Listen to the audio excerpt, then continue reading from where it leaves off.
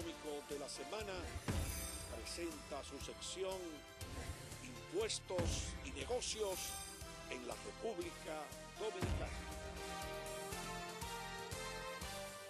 Bien, vamos a darle los buenos días a Basilio Sánchez. Esteban. Buenos días mis queridos amigos. Basilio tenía mucho que no venía por aquí, Alex. Bueno, lo estábamos esperando. Pero yo no entiendo Basilio, qué pasa con Basilio. Tiene hoy un tema, el tema de la ley de lavado de activos, su impacto en el ejercicio de la profesión de contaduría pública. Y sin más preámbulos, vamos a dejarlo para que comience a desarrollar. Sí, la verdad es que este tema de la ley de lavado es un tema de agenda A1 para el gobierno. Tú sabes que el país será evaluado a final de octubre por el GAFI. Entonces... ¿Qué es lo que es el GAFI? Fíjate que explíqueselo a la gente. El GAFI es el grupo financiero que tiene que ver con la prevención de lavado. Hay varios organismos a nivel mundial, pero inclusive nosotros estamos agrupados en el GAFI Lab, que es el grupo que tiene que ver para América Latina. Sí. Entonces, el gobierno ha estado trabajando duramente con esta normativa. Fíjate que nosotros teníamos una ley que, si bien era fuerte, pero estaba desfasada porque tenía un elemento que fue incluido en los últimos años, que es la financiación al terrorismo y la proliferación de armas de destrucción masiva, que la ley 7202 no contemplaba esa figura. Entonces, en esta nueva ley, en la 155, 2017, pues se incluyen esos elementos y de alguna manera, Esteban, se aclara más algunos aspectos que de alguna forma estaban como durmiendo en las obligaciones y se puntualiza, por ejemplo, en el caso de los profesionales liberales, se mencionan profesionales, por ejemplo, como los contadores. Y ahí yo quisiera aprovechar este programa, Alex, Esteban, para hacer un llamado a los profesionales que ejercen la contaduría. Y fíjese que a veces nos referimos a la contaduría pública, pero la ley refiere a contadores, o sea que involucra al contador per se y al contador público autorizado, que es aquel que toma juramento en el Instituto de Contadores. ¿Qué es un contador público per se? Un contador público per se no es más que aquel contador que ha cumplido con lo que establece la ley 633, que una vez te sale tu S4, va y toma juramento en el Instituto de Contadores.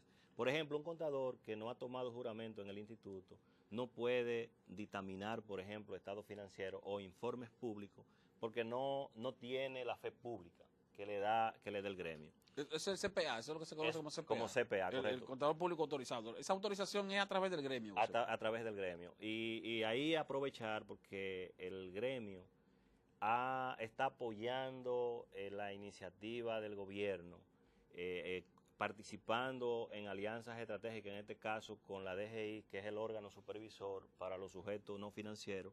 Y ahí lo explico, Alex, los sujetos no financieros son las empresas que no están reguladas en el sector financiero, por ejemplo, como los bancos, la superintendencia de valores, y esos organismos que ya los regulan otros entes como la superintendencia de bancos y la superintendencia de valores.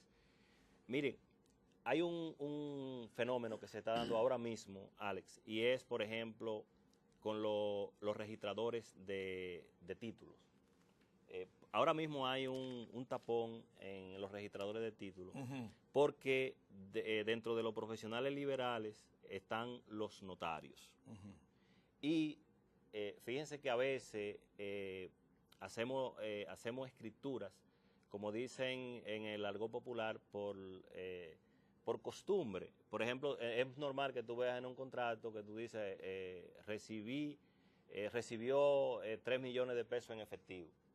Entonces, como esta ley de antilavado establece que tú no puedes recibir más de 1 millón de pesos en efectivo para una transacción inmobiliaria, ahora el registrador de títulos, cuando aparece que tú has dado un avance de 3 millones de pesos en efectivo, te para el expediente. Te para el expediente y te dice, tráeme la constancia, porque tú estás violentando una ley que acaba de entrar en el mes de julio. Entonces, y esa ley no puede paralizar la economía. Pero no solo eso, Ale, discúlpame. Ahí no aplica la retroactividad. Porque habría que ver si se dio, Claro, si eso si se se hizo dio ese pago antes antes de la aprobación de la El ley. problema es que tú estás registrando ese inmueble hoy. Entonces ya hoy la ley te alcanza. Pero la transacción se dio anteriormente. Cuando dice Sí, Esteban. Lo que claro. pasa es que ahí hay un tema y los abogados Hay un pudieran tema explicar- jurídico ahí. Sí, es un tema jurídico porque fíjate que el documento, cuando, diríamos, ante el registrador cobra, diríamos, la actualidad en el momento que se está registrando. Entonces habría que ver porque ahí hay un tema. Yo hoy, por Sí, porque hay que ejemplo, buscar una salida a eso. Imagínate tú de repente. Incluso hay transacciones de esas. Puede haber procesos de titulación actual que tal vez fue una transacción que se hizo hace un año, 2 años, Exacto, 3 años. exacto. Imagínate, tú te traes la constancia. ¿Qué constancia te voy a dar yo si fue que el tipo tal vez tenía una finca y tenía 3 o 4 millones de pesos bajo el colchón Exacto, y sacó sí, ese clavo sí, para comprarse? Tú Así sabes, es. es algo que hay que buscar una salida. sí, habría que ver la fecha de los contratos. O sea, es un tema, pero lo importante es, a través de este programa, pues llevar el mensaje de que los profesionales que hacemos un ejercicio liberal, que estemos atentos a todo este proceso de entrenamiento, a todo este proceso de comprensión y de sociabilización que están haciendo los entes supervisores. Por ejemplo, en el caso de la DGI, Alex, ha dedicado toda una estructura para socializar este tema. Y en el caso de los profesionales liberales, más que asustarnos ante este nuevo reto, yo creo que lo que tenemos es que entender que el compromiso que tiene una sociedad de trabajar de cara a que las cosas se hagan bajo las mejores prácticas. O sea, es un compromiso sobre todo de los profesionales que estamos de cara a asesorar a un cliente. Por ejemplo, era muy común que una empresa extranjera o local te solicitara un domicilio, por ejemplo, para recibir cualquier notificación, para que sirva como el canal quizá de punto de negociación. Fíjate que esta ley, cuando tú eres un profesional liberal, y en el caso del contador, te da una responsabilidad. Y ahí entonces tú tienes que actuar como un sujeto obligado, porque tú estás representando, en este caso, a un cliente, y tú debes de hacer, en este caso, primero la debida diligencia. Y explico lo que es una debida diligencia. No es más que tú hacer la investigación necesaria de quién es tu cliente. Porque fíjense que ya ese tema de prestar nombre, de prestar dirección, ya eso son prácticas que hay que erradicarlas porque ya tienen consecuencias.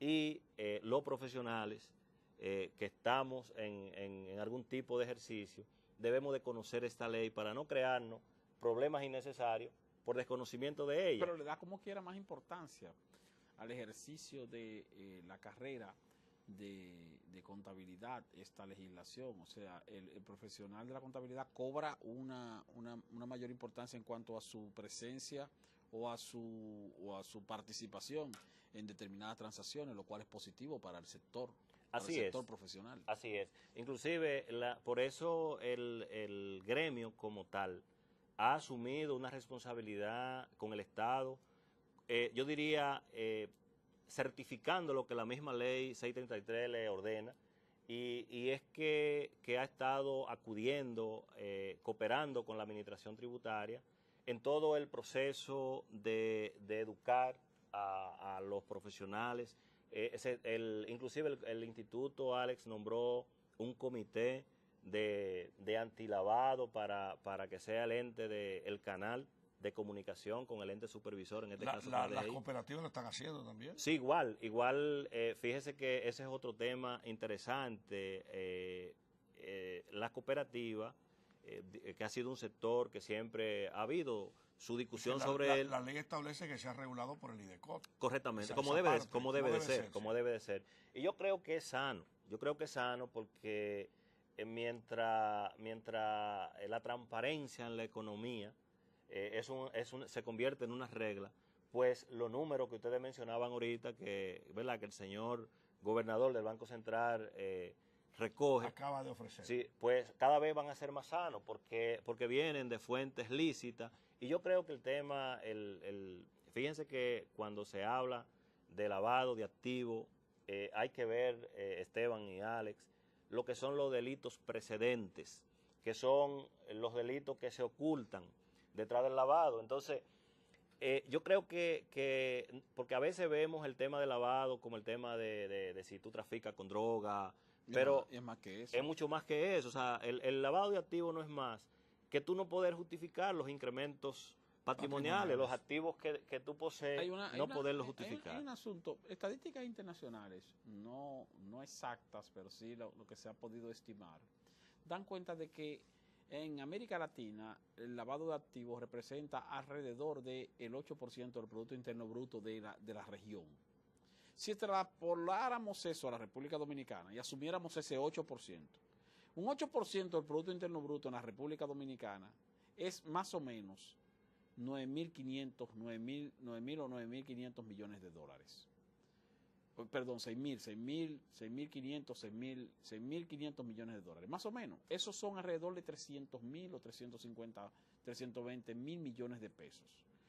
Imagínense usted entonces que siendo conservadores nosotros estimemos que el lavado de activos aquí está al mismo nivel de la región, 8% del Producto Interno Bruto, que es más. En países como este debe ser más. Estamos hablando de alrededor de 300.000 millones de pesos cada año. Y hemos visto que algunos sectores profesionales, o no profesionales, algunos sectores empresariales, han expresado como cierta preocupación por aspectos que consideran muy rígidos de la ley de lavado de activos. ¿Tú crees que eso también tenga que ver, Basilio? Y es una pregunta hasta cierto punto para obtener una respuesta especulativa. Con el hecho de que muchos de los sectores económicos de este país, como quiera que sea, se benefician en una medida u en otra de las actividades de lavado, no precisamente de narcotráfico, pero sí de lavado de activos. Sí, realmente la ley es rigurosa en su estructura de cumplimiento. Se está a la espera de que el ente supervisor, en este caso la Dirección General de Impuestos Internos, emita las normas sectoriales que deben de regular a cada sector. Y evidentemente, Esteban, lo que tú planteas no es un secreto. O sea, en toda sociedad que hay un incremento, por ejemplo, en el asunto del tráfico, del lavado, pues hay sectores y una alta cantidad de sectores que son beneficiados de esta práctica, porque es un dinero que está en la economía y es un dinero que se mueve en las necesidades que la misma economía demanda. O sea, no tiene, después que entra el sistema, no tiene nombre. Y yo quisiera aportar, Esteban, que justamente de lo que se trata esta ley es del tema de la prevención. O sea, yo creo que lo que hay es que transparentar, porque una vez que en el sistema el dinero del lavado entra y pasa el primer umbral, que es entrar a la banca formal, ya se complica. Sí, pues ya está limpio. Ya está limpio. Si entró a la formalidad de la banca, ya está limpio. Ya está limpio. Exacto. Y eso es lo que esta ley, y yo creo que ahí todos, toda la sociedad, los sectores profesionales, todos los sujetos obligados, debemos de hacer esfuerzos para apoyar al Estado Dominicano en identificar los procesos, o sea, porque hay un asunto sencillo. Si Esteban es un periodista y tiene una empresa de publicidad y tiene 10 años, 15 años con una empresa de publicidad, pues entonces, y tú no tienes ninguna vinculación con ningún tema de ese tipo, pues entonces a ti no te cuesta nada aplicar buenas prácticas, establecer debida diligencia para conocer tus clientes. Pero ningún lavador de dinero va a poner un anuncio en ningún medio de comunicación. Eso es así. De todas maneras, la banca comercial, el sector financiero, no vamos a decir que la banca, el sector financiero está siendo bastante cuidadoso con ese tema. Y vemos que cuando uno va a hacer transacciones bancarias que envuelven una cantidad más o menos respetable de dinero, pues automáticamente se prenden las alarmas en cuanto a la investigación o a la consulta del origen de determinadas sumas o de para qué usted va a utilizar determinadas sumas si es que lo va a retirar. Y eso tiene que ver con este tipo de prevención, porque como tú mencionaste, Basilio, el sector financiero, una vez entró al sector financiero, un banco, una asociación de ahorros y préstamos, el dinero procedente donde sea, si ya se registró como depositado en un banco, automáticamente ya ese dinero está limpio. Exacto. Y entonces, por eso los bancos tienen que ser los más llamados a tener cuidado con el manejo del dinero, principalmente el dinero efectivo que se mueve o que circula en el país. Pero hay un punto. Vamos a sincerizar, así como la ley le da transparencia a todas las operaciones económicas, con la prevención, que es el primer objetivo de esa ley, pero aquí hay una costumbre, y es el impacto que ha tenido después de la muerte de Trujillo en este país, el lavado de dinero, en la economía dominicana, Sí. en el crecimiento económico, en sectores de los más dinámicos de la economía.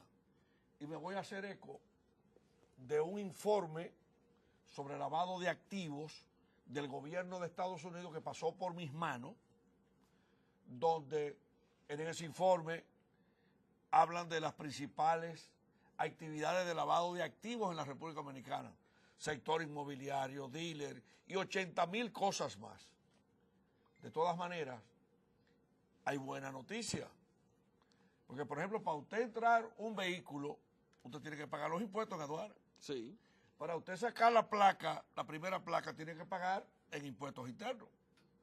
Si usted transfiere la venta de un vehículo, no le cambia la matrícula sin ir a pagar el impuesto de transferencia. Entonces, el problema está en la informalidad de la economía. La economía informal, que es de un 56%, donde mucha gente aquí no sabe ni siquiera que hay normas. Y que es el principal reto, derrotar la informalidad. Porque, por ejemplo, yo paso todos los días por muchísimos puntos aquí en la capital dominicana y yo veo un ejército de gentes informales que nunca han pagado un peso por nada en este país, vendiendo los productos formales. Sí, claro, porque muchas de las áreas, mucho de la formalidad se beneficia de la informalidad. Ejemplos se pueden poner, Alex. Por ejemplo, un sector un sector formal cuyo volumen de venta tiene una gran influencia en el área informal es el sector de la cerveza. Claro. Porque los colmados de los barrios, que son negocios informales, se vende una cantidad extraordinaria de cerveza. Sin embargo, la empresa cervecera es una empresa formal. Entonces es una empresa que vende productos formales, pero cuya comercialización se da en gran medida en el área de la informalidad. O lo que ocurre, por ejemplo, con las tarjetas de recarga de teléfonos en los semáforos, que te venden recargas. Entonces te está vendiendo recarga un vendedor informal que te está vendiendo una recarga. Exacto. De una compañía telefónica que es una empresa formal. Pero también ocurre lo siguiente, Ale, el caso de la informalidad, que tiene la influencia de que uno de los sectores más peligrosos, pero que mayor volumen de dinero mueve, que es el sector del narcotráfico, es un sector que se mueve eminentemente en cuanto a transacciones en el área informal, para luego entonces pasar a la formalidad, que es la inversa, para luego entonces formalizar o limpiar el dinero. Tiene dos componentes importantes. Uno de ellos es que es un sector que se maneja con dinero en efectivo, generalmente con dinero en efectivo, no con transacciones, porque no se pueden hacer transferencias para un asunto de tráfico de droga. Pero no solo eso, sino que también se maneja con dinero en efectivo en moneda dura, es decir, exacto, en dólares, no en pesos. Entonces estamos hablando de un componente, dinero efectivo en moneda dura, que luego tiene que ser limpiada. ¿A través de qué? A través de su infiltración en la formalidad, ya sea a través de un sector o de cualquier otro.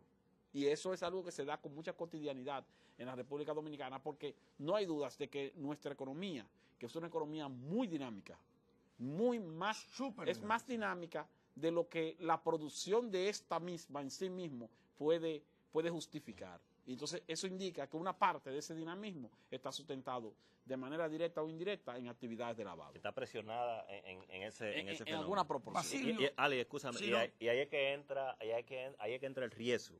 O sea, fíjate, Esteban, en lo que tú planteas, donde tú terminas, entonces ahí es que entra el riesgo.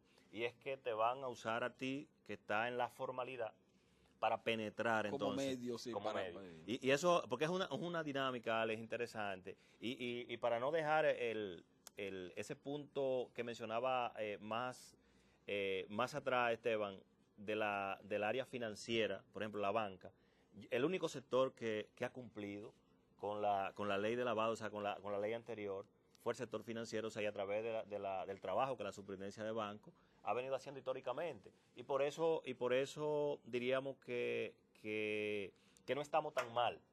A pesar, Alex, de que hay unos riesgos que la banca ha venido siempre observando y por eso ha exigido que se cumpla con esta ley. Basilio, vamos a hacer otro programa de televisión sobre el tema del lavado de activos, porque hay otro problema aquí. Por ejemplo, un empleado público viene y cobra su salario y sale a una calle de la capital y viene un atracador y un dinero formal lo convierte en informal. Sí. Señores, muchas gracias a Basilio Sánchez, nuestro hermano, Esteban Delgado. ¿Cómo termina este programa? Que Dios bendiga al pueblo dominicano. Hasta la próxima. Coloquio, el programa económico de la semana.